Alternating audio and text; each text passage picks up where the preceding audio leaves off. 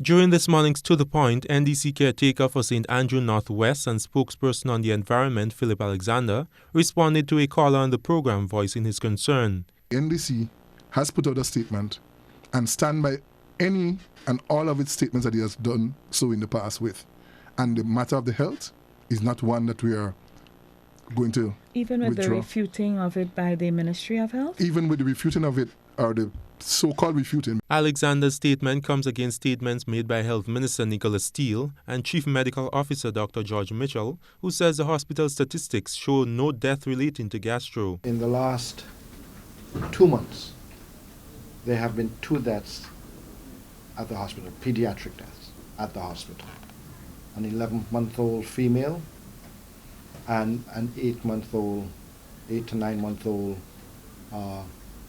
11-month-old and an 8-year-old female. The 8-year-old female had rheumatic heart disease complications, not gastroenteritis. And that was in February, early February. The 11-month-old female was in pre-discharge reports. Their statements to the media were further corroborated this morning during the post-cabinet briefing, where the minister disclosed that an autopsy on the dead baby had nothing to do with gastro. Preliminary autopsy results are back and gastroenteritis is ruled out. So I can say today now there have been no deaths in the hospital for the period that the NDC mentioned, nor for the month from February leading into March when they made those statements. Absolutely no deaths in the hospital. This comes from our medical director.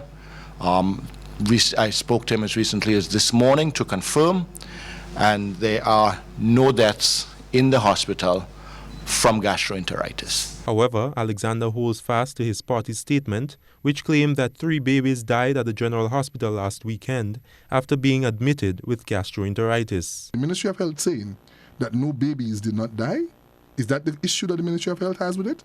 Or is it that they're saying that we should not put out this information because it is not in the national interest? That is substantially what I want the Ministry of Health to address. Delroy Lewison, GBN News.